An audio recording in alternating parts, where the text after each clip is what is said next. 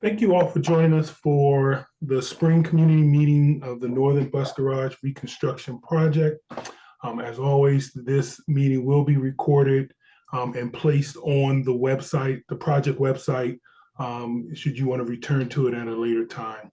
Unfortunately, we were unable to, due to technical difficulties, get the slide presentation onto the website prior to the meeting, but we do expect for the slide deck for this presentation to be on the website by the morning. Next slide.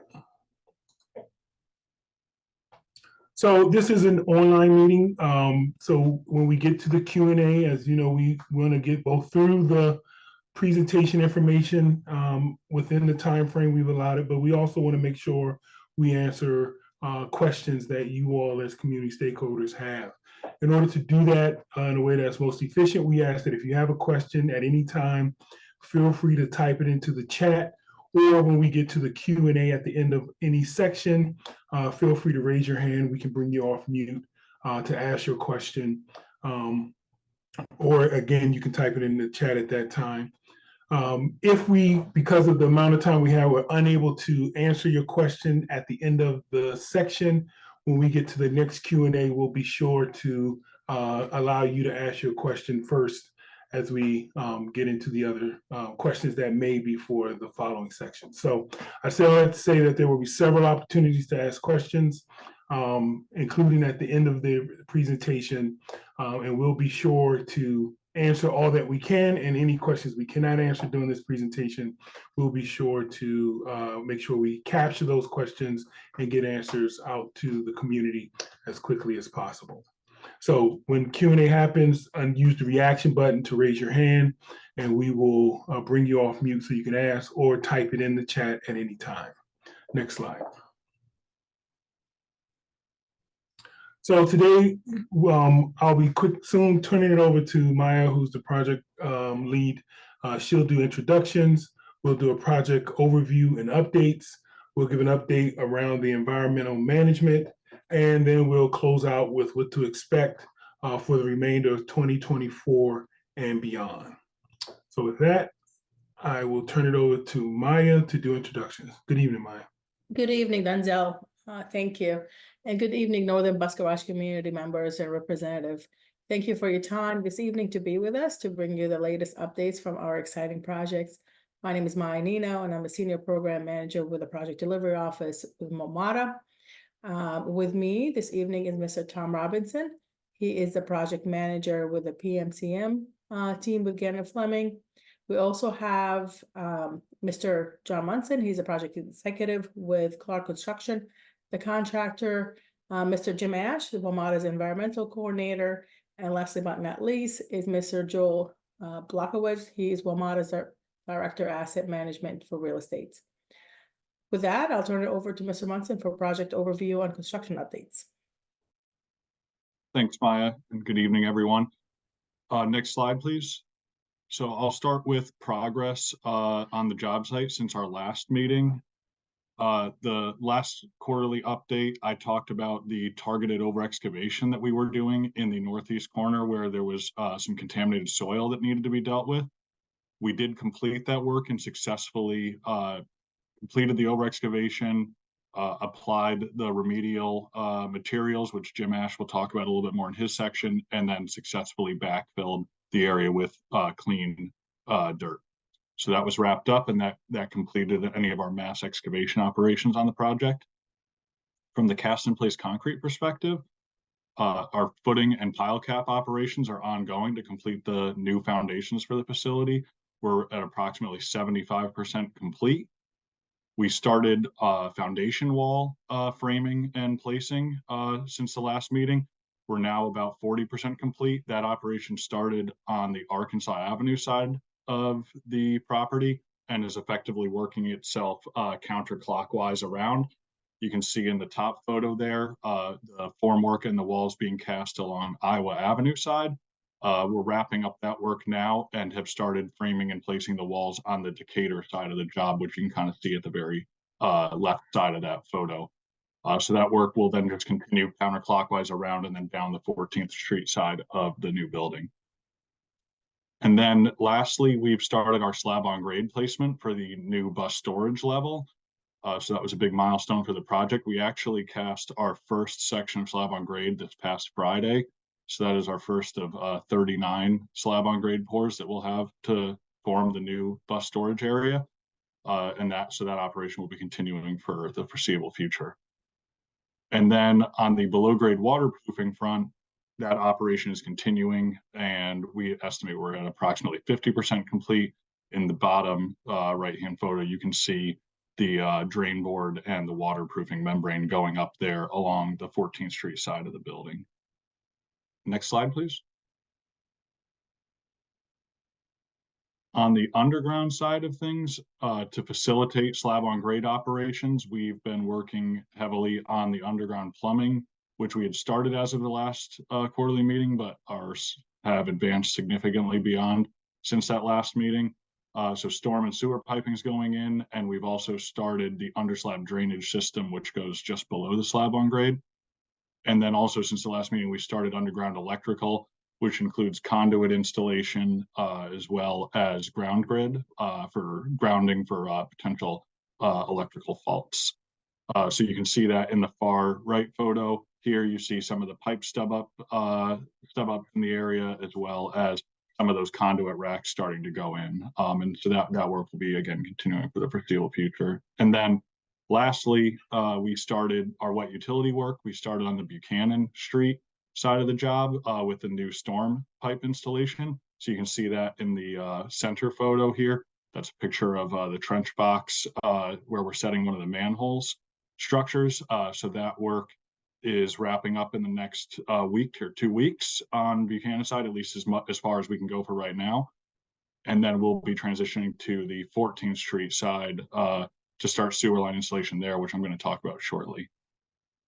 Next slide, thank you. From an ongoing site maintenance perspective, it's basically continuing to do the same things that I talked about in the last quarterly meeting. The two things I guess that I wanted to note that are new is we did in about a week and a half ago, we had one of our periodic inspections by DOEE, so they were out to visit. There was no issues noted, so that was a good inspection and made sure that all of our erosion and sediment control measures are in place and functioning properly. And then again, from a dust perspective, just wanted to highlight, in addition to what we continue to do on site, as I mentioned, with this slab on grade operations ramping up, as that continues, that will continue to place concrete across that bus storage level. That will kind of get us out of the dirt for the majority of the site, which again will be a huge help to cutting down on any potential for dust, as well as any tracking of dirt onto the streets. So that will certainly be a welcome sight for everyone. Next slide, please. So for our outlook for the next quarter, as I mentioned, we're about 75% complete with our concrete foundations at bus storage. We expect to complete all of those in the next quarter before the next quarterly meeting. We will continue advancing slab on grade. As I mentioned, we've got a long way to go, so that will not be done by next meeting, but we will continue to advance that.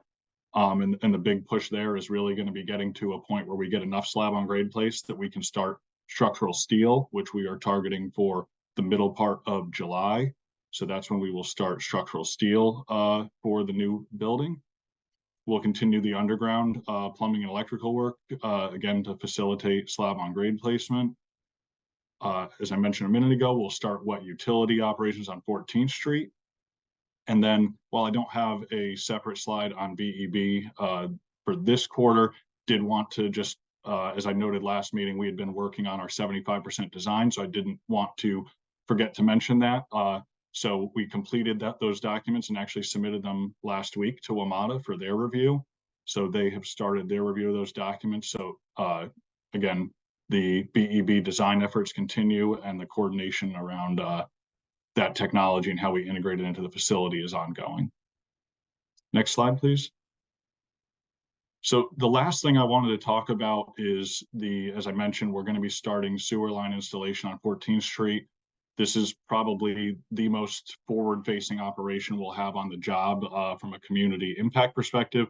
So I wanted to make sure that we took the time to be forthcoming and let everybody understand what to expect with this operation.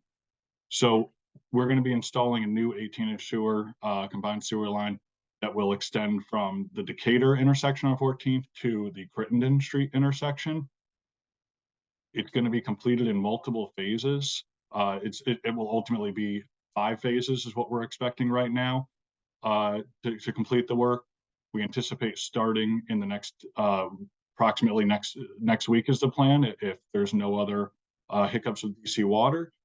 Although the initial work phase will be performed within our fence line. So the only impact we expect for that first phase is likely blocking off a handful of parking spaces just on the eastern side of 14th Street, opposite Crittenden intersection, so that we can facilitate that work starting. But what I wanted to highlight is the primary phase, which is what's pictured on the right-hand side of the screen here. This is going to be the main phase to run the new line up 14th Street. So to do that work safely, we are going to have to install concrete barriers to cordon off the work zone and make sure that we can safely perform those operations. So those barriers will remain in place for the duration, which we're estimating at approximately 8 weeks. And during that time, both travel lanes will be diverted into the adjacent parking lanes so that we can maintain traffic flow on 14th. So as you see, what that means from a parking perspective is that for that work zone, and then as well as for the transitional space where we have to divert traffic, that those limits on either side, there will be no parking on 14th Street while that work is happening. The remainder of the phases will all be done as purely there won't be any concrete barriers. That will be done using cones and traffic barrels. So that work will only be taking place from 9:30 in the morning to 3:30 in the afternoon. So basically the non-rush hour timeframes, and those will be shorter durations. So there will be parking impacts associated, but only during work hours. And then again, that MOT, the maintenance of traffic, will be picked up as work is concluded at each shift. So those will be shorter durations. And again, the main reason that I caveat the durations here is just the uncertain nature of working underground and knowing that there's always the potential that we may encounter some unforeseen conditions. So certainly want to try to be forthcoming that we're going to do our best to do this quickly and efficiently. But there is the inherent nature of doing underground work and that we may encounter some challenges there. And I think I missed this part. If you could just go back real quick. As far as this main phase here, it is on the slide, but right now, if all goes to plan, we expect to start that work either in the early part to approximately right in the mid part of June, so next month. Next slide. So with that, I'm going to open it up to questions on the construction update. Thank you, John. I think our first question comes from Farrah Fossey. If we can bring her off mute. Thanks. Mainly, I just wanted to know if the project is on track and just, yeah, what the timeline looks like. Sure. Yeah. So from a construction perspective, yes, the progress remains on schedule. You know, we've had some challenges with the contaminated soil that I mentioned earlier that we've had to overcome, but we've been able to do that without impacting the finish date. The one thing that, you know, at the end when Maya will conclude with the look ahead, I know that there has been the stipulation in the past and there will continue to be until we are able to work through the logistics of it, is how BEB integration will impact the schedule. So that's something that we are still working through. So we cannot say at this time that will not impact the end date. But from the perspective of what we are doing day in and day out, our work remains on track as far as construction of the new facility. It's really more integrating that charging technology and infrastructure at the tail end of the project and whether that has an impact to the overall finish date. And I know it was put into the chat, but BEB is a representative of battery electric buses. Any other questions for the construction update at this time? All right, seeing none, if we can then transition to the retail design update. Okay, thanks, Donzel. So we've heard from the past several meetings that there was a desire for an update around what the plans were for retail. So while the plans from the design perspective haven't changed in some time. We recognize that it had been a little while since we gave an update on this. So I just wanted to take some time to walk through the floor plans and what these spaces are going to look like. Next slide, please.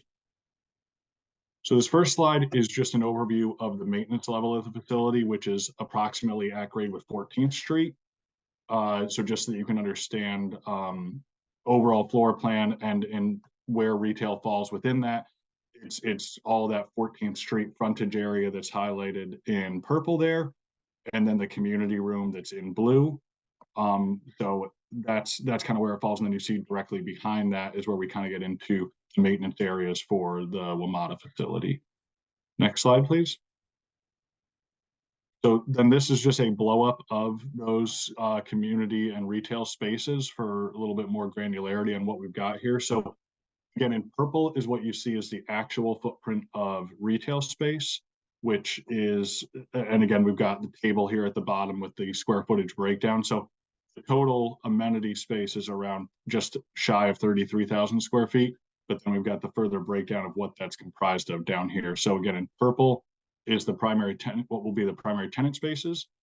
In the light purple is all the support spaces for retail. So that includes things like the loading and unloading areas for the retail tenants to use, restrooms for the retail employees, the back of house corridor that allows them to access for deliveries and bringing materials in and out of the different spaces, as well as things like electrical rooms and communication rooms and whatnot to support those spaces. You'll also see in the very top left corner, got a little arrow there to it. There's also an elevator up to the rooftop level where the parking level is. So that will provide retail employees access so that they can park on the roof and then access their workspace. So we've got 21 parking spaces dedicated for that. At the very left side of the screen, you'll see in light blue there, that is the Uptown Main Street office space.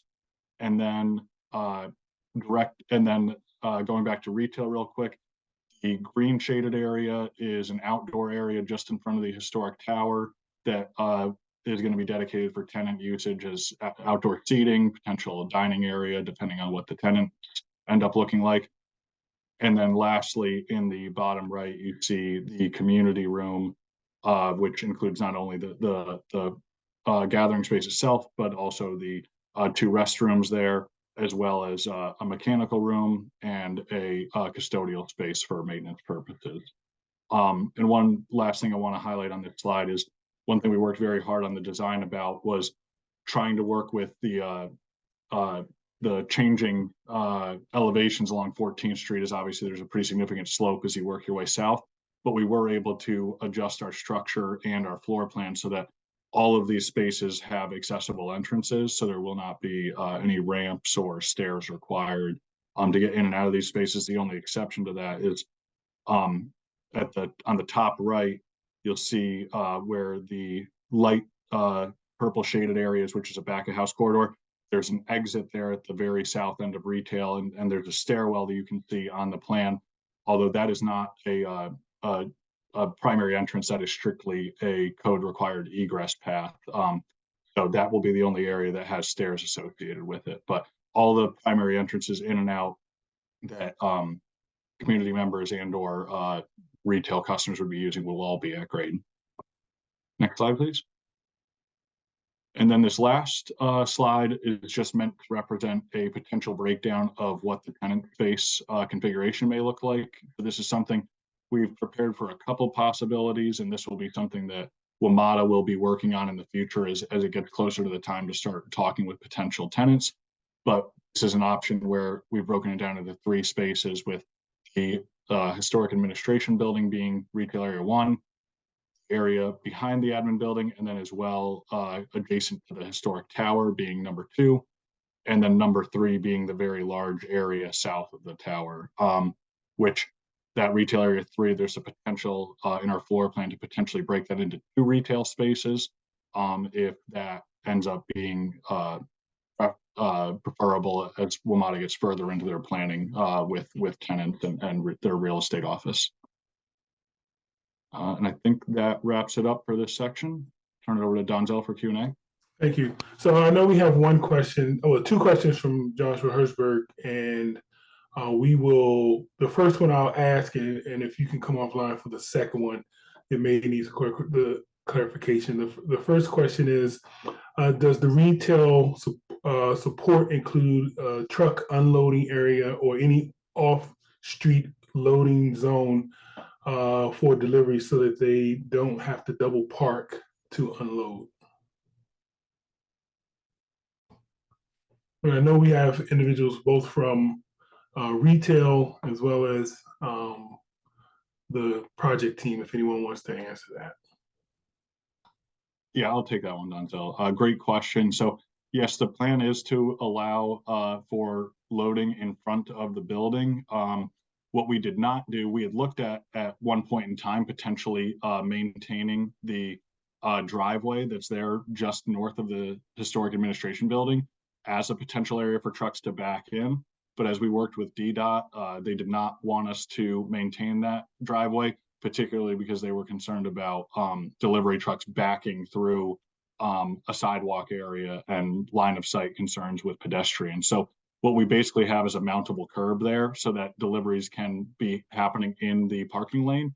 And then they can use that mountable curb to get up and over with any pallet jacks or things like that if they're bringing deliveries in and out. But there's no plan to maintain that current driveway that you see in front of the administration building today. I hope that answers that question. If not, happy to try to provide more detail. Right. And then you have a note that says that you have a code required egress that isn't accessible. Yes, that's correct. So at the south end, because of the nature of the grade, we're not able to have an accessible egress path there, but we do have an area of rescue so that if somebody is trying to get out through that emergency exit, they still have a safe place in that area of rescue so that they could safely then be taken out by first responders. All right. And then we also have a question first from Tal Havivi, who was saying, can you confirm that the retail area is still 14th Street facing? Yes, that is correct. Yep, it will be directly behind the historic facade that we're preserving, as well as within the administration building. As I showed on the last slide, will be another tenant space. Great. All right. I think that's all the questions we had in queue. If someone else has a question, feel free to raise your hand, put question or your name in the chat, or type the question in the chat. And as we continue through the presentation, if you have a question in a different area, we will still try to answer it. So feel free to continue to ask questions as we throughout the presentation. So with that, I'm going to turn it over to Jim to provide an update on the environmental plan and remediation. Good evening, Jim. Thank you, Donzel. I'm going to spend a few moments talking about the environmental remediation activities, and then I'll turn to monitoring activities. Slide, please. As a starting point or an introduction to the remediation, as the project has advanced, we divided remediation into two phases. The first phase covers the interior of the building footprint. The second phase will cover the remaining areas outside of that building footprint area. The activities for the interior footprint are shown in the first set of bullets, and those were presented in the interim corrective action plan. The final corrective action plan will follow that, and I'll talk a little bit more about that during the course of the presentation. We have submitted the conceptual site model, which will be used to develop the risk assessment, and that will drive the remediation levels for the final corrective action plan. We continue to do other activities on the site. Slide, please. So the first element of the remediation is the soil sampling and excavation.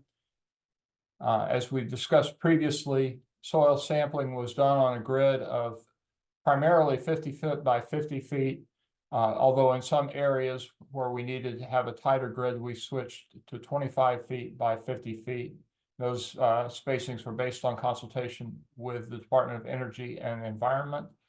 Out of those 109 grid points, a total of 150 soil samples were collected. The soils were screened visually in the field and with a photoionization detector. Then the samples were sent to laboratory analysis for the analytes that are shown here. And essentially it's the target compound list, the target analyte list, plus total petroleum hydrocarbons and gasoline and diesel ranges, plus hexavalent chromium. Slide, please. This slide then shows the areas where we did excavation. We had 2 areas of residual contamination. I'll talk about that in this, on the next slide, please. So in terms of over excavation, we excavated most of the site down to the finished grade of 169 feet. In areas where we encountered impacted soils, we went down as low as 157 feet. In some places, we went a little bit deeper to 156 feet. When the impacts were identified through our soil sampling program, we would excavate a foot deeper and then resample until we collected a clean sample, with 2 exceptions. In 2 areas, we SGSS2, we stopped because the excavation deeper excavation would threaten the integrity of the wall support system. In the second area, SGSS22, we stopped because we'd hit groundwater, and groundwater remediation, groundwater impacts will be picked up on the final interim corrective action plan, as will the other side, as other area where we did not go all the way down to clean soil. Slide, please. The next element of the interim corrective action plan was the application of soil amendments. These are application of Epsom salt and gypsum in alternating layers. The idea is to introduce nutrients to the soil that help speed up the in situ remediation of petroleum compounds. Once those layers were put in place, then a non-woven geotextile fabric was placed on top and then clean fill. Slide, please. And this slide then shows the depths of excavation and the places where we've added soil amendments. And these slides will be posted, as Don Sell said at the beginning of the program, and you'll be able to look at them more closely tomorrow. But we have completed our excavation activities. Slide, please. Part of the interim corrective action plan was the installation of 7 groundwater monitoring wells within the footprint of the building, and then an additional 7 outside of the footprint. For the wells inside the footprint, those wells have not been excavated. What we have done, though, is that as John advances the lowest level, we put sleeves, PVC sleeves, in place so that the drilling rig can get in and excavate the soils and install the monitoring wells. That activity is expected to take place later this summer. Slide, please. Before I go into monitoring reports, I want to turn to one other area of this. We don't have a slide. Part of the remediation program was putting in place a soil vapor extraction network, a PVC pipe network, and then putting a HDPE liner, a barrier, if you will. As John and as Clark has advanced the lowest level, they will first put in the PVC pipe network, and then they will put in the HDPE liner, and then they begin to place the concrete. Those activities are ongoing, and they will progress as that lowest level is progressed across the footprint of the bus garage. All right. I'm going to set those down then. I'm going to turn to the monitoring reports. The monitoring reports for January, February, and March have been posted to the project website. I expect April will be posted sometime over the next 2 weeks or so. As we've seen and reported during past meetings, noise levels continue to be elevated both during project work hours and in the evenings and on weekends during non-work hours, and that we believe that reflects the urban nature of the project site. Turning then to the air pollution monitoring, we did have one detection of air particulates that exceeded the project thresholds that happened in March. Those seem to be related to wildfires in West Virginia and in West Virginia. And in fact, there was an item on one of the radio stations today regarding that air pollution event. But save that one exceedance, we have not had any other exceedances of the air project-related air particulate thresholds. Slide.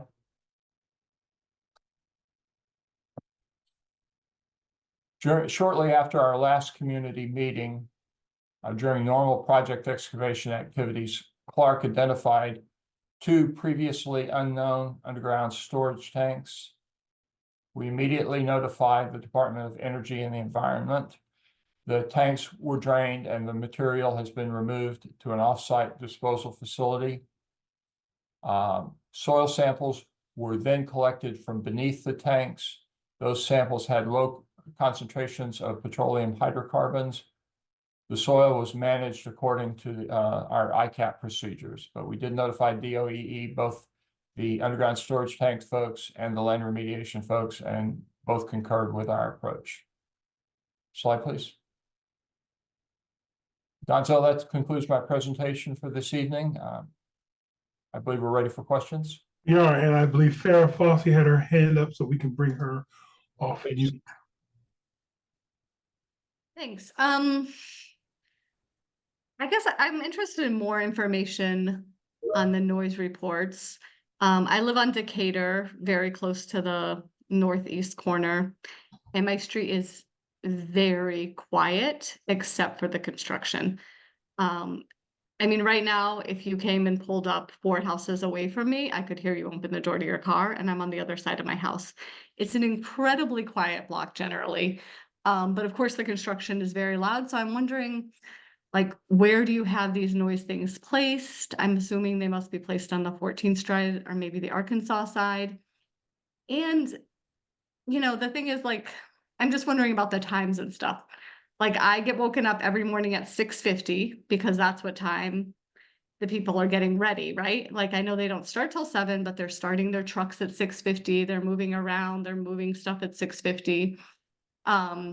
You know, they're working all day Saturday. So I guess I'd like more information just on like where and how you're looking at it. And obviously the construction is making a huge impact on noise in the neighborhood.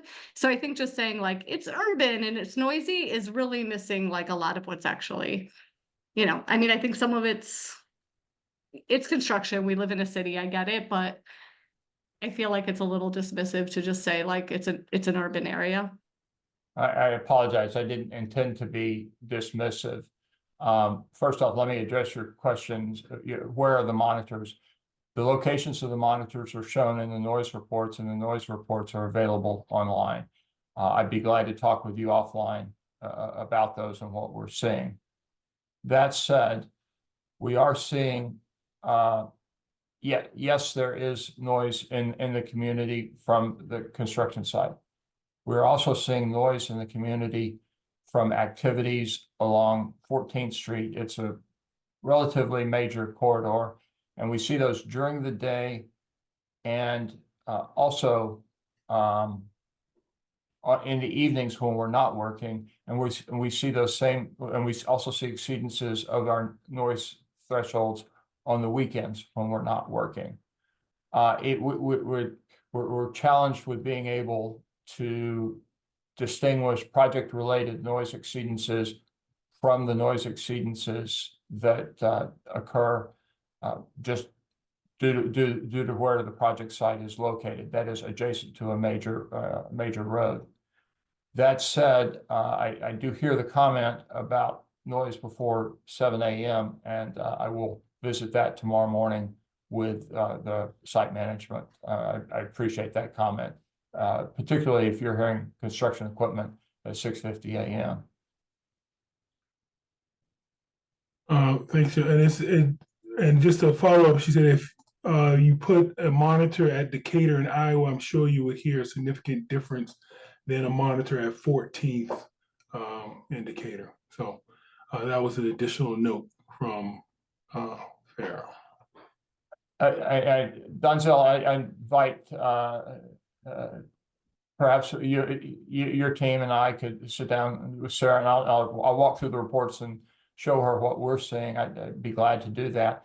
And she's, as we've discussed, those reports are available online. Yeah, I think what we can do is, to your point, if there's, folks want to go through that, we can schedule time to really go through in depth. We don't have the time in this meeting. And we can work to kind of support you in putting something maybe in the newsletter that kind of breaks that out. So I see that Alfred Swells has his hand. If we can bring Mr. Swells off mute.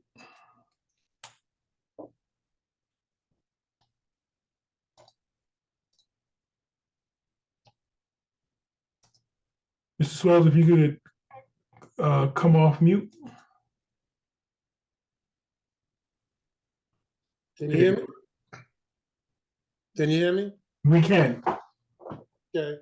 Alfred Swells, Ward 4 resident, owner of A&A Premium Paint Distributor, president of the Black Business Task Force. I know most of the time I only come on like every 2 or 3 months to just see what type of progress y'all are having on the business end.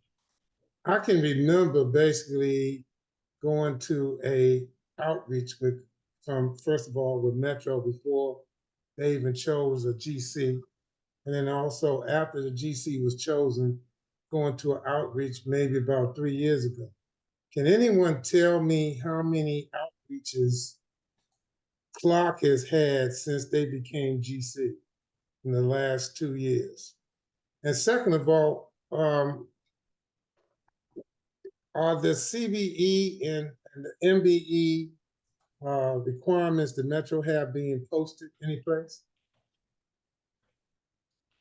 All right, so Mr. Swells, I want to make sure I have your question. So the first question was around since Clark has become the general contractor, could you just it was going out a little bit. If you could just Yeah, how many outreaches have they had to the community, to the small business and the CBE community? Do they already have all of their primes in place, subcontractors in place? What is the story there? In the second part, why isn't DLSDB being part of this information part of this meeting? And the third thing is the requirements that Metro has on this project for DBEs, CBEs, and MBEs. Are they being posted someplace, or how is that working?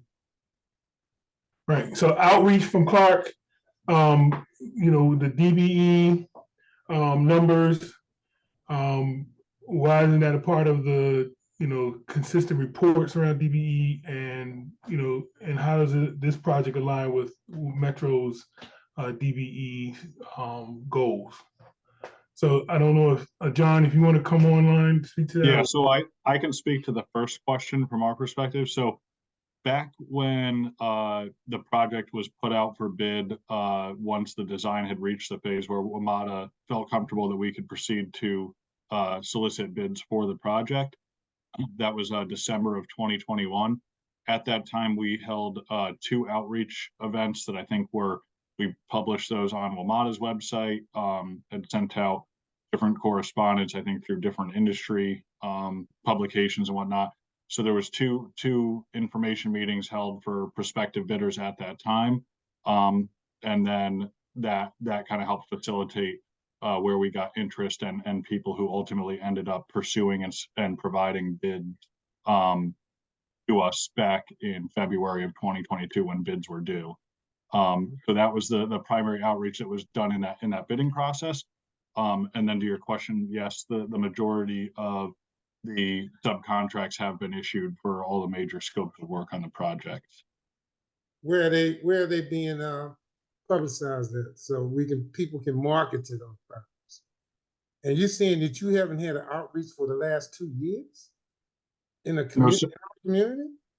Sir, no, sir. Once the bidding process is complete and the subcontractor selections are made, at that point, the purchasing is largely done from our perspective. So any further downstream purchasing at a lower tier level by those subcontractors is really managed by those individual subcontractors. That's outside of our control. Oh, it's outside of your control. You have contracts that's outside of your control? In terms of who they But they're lower your tier contractors, subcontractors, though. yes. I'm just asking. I don't want to go back and forth. They're your Yeah. contractors. You could set up a meet and greet for your prime contractors with the CVs, correct? You could do that, couldn't you? I suppose that's possible, but I guess what I want to clarify is many of those subcontractors during the bid process had already committed to lower tiers, including lower tier DBE entities. And those commitments were made at that time when they submitted their proposals to us. You made them submit names of the people that they're going to use? Yes, sir. That is part of Where's WMATA's that? process. And where's that publicized at? Where's that published at? That would really be more a question for WMATA in terms of what they do or don't publicize from their DBE office perspective. I don't know if that's something you're prepared to answer. John, you said that you make them give you the names. So you have the names of the subcontractors that your prime contractor is going to use, correct? Isn't that what Yes, you told yes, us? sir. Mm-hmm. So we can get those names from you, right? That would not be something normally we as the contractor would publicize. So let me ask, do you have the DBE numbers? So I said, I think there are two parts. So I'm not glossing over the question of if you're saying John, the subs. excuse me, John, I'm gonna say one last thing, then I'm gonna shut up. Anything after you get the contract, John, is called public information. You can't say it's not your responsibility. And after that, I would be quiet.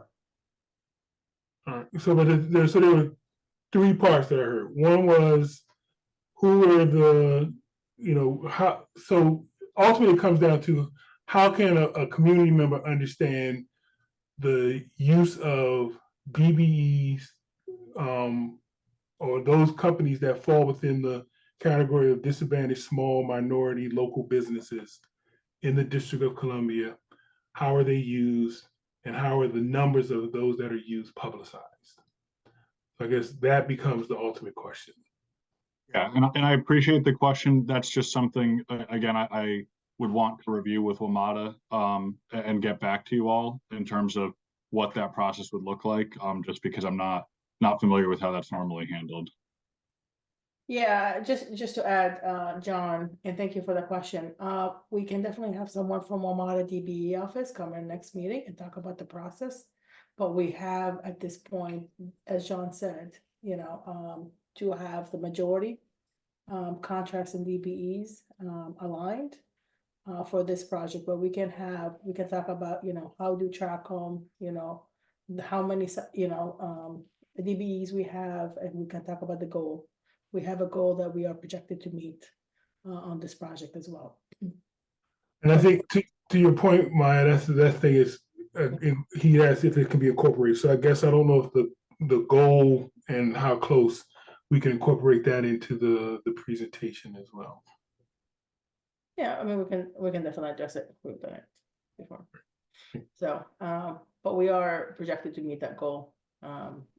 This was a progressive design contract, so the design was done. We went out to the bids. We got all the subcontractors aligned, and that's how we got the FFP. So just wanted to clarify that process. But we're more happy to address how WMATA, sets the goals and how they do the outreach. and how you can get more information on the DBE process for WMATA in general. Any other questions regarding the environmental update or any other questions that are outstanding? All right, seeing that, I will turn it over to Tom for what to expect for 2024 and beyond. Good evening, Tom. Good evening. Thank you, Donzel. Yeah, just to pick up from, next slide, to pick up from John Munson's earlier comments, we're making good progress. We are on schedule at this point in time. We have received a 75% battery electric bus submittal for the design. That is under review right now. We will need to incorporate the impacts of that into the project and into the schedule. But right now we're tracking on completion with the project in second quarter 2027. So the project team is working closely to make sure we can get as much done as we progress with design of BEB, through the course of the work itself. Basically, we can build the building and then fit in the battery electric bus components. So we're going to try and maximize that advantage. Next slide. And Maya, you're going to cover this? Yeah, I can take that. Thank you, Tom. Now we are at the end of our presentation. As a reminder, and for the new community members who may be joining us for the first time this evening, you can find this presentation, as Mr. Donzel said earlier, tomorrow on our website, and all old previous ones. Our website is wmata.com/Northern Bus Garage. On our website as well, you can also sign up for project newsletters and updates and other project-related information. The last quarterly newsletter was issued on March 26th. So if you have not received it, please sign up so you can receive the next one. You can also reach us at our designated email address, mcap_mbg_reconstruction_project@wmata.com. Below on the slide, you can also find the various social media accounts for additional project information. And as we get closer into the summer, we'll be announcing the next community meeting. With that, I want to thank you all again for your time, engagement, and I'll turn it over to Denzel for Q&A. All right, so as always, hopefully by now we should be putting our evaluation into the chat so that if anyone can has any questions, they can definitely be able to answer those questions. And if there are any final questions that we have for the presentation team. All right, seeing no questions at this time, thank you all again for joining us for the spring quarterly meeting. Please look forward to receiving the project newsletter. And if you have any questions, feel free to reach out to JSA, the engagement team. Otherwise, we look forward to coming back to you during the summer presentation later in the year. Thank you so much.